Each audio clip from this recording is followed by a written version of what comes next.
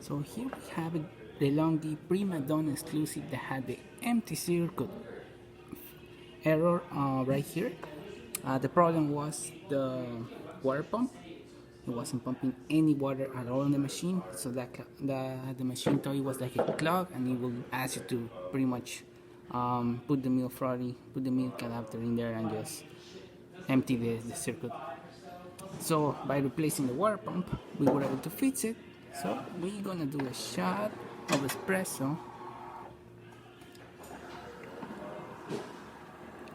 Sometimes this error will exactly happen just after the coffee gets grounded.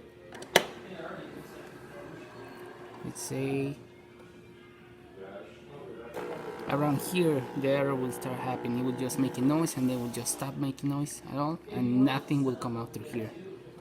But since we repair it, espresso is coming right here. And as you can see, it's full of crema and with a very good temperature.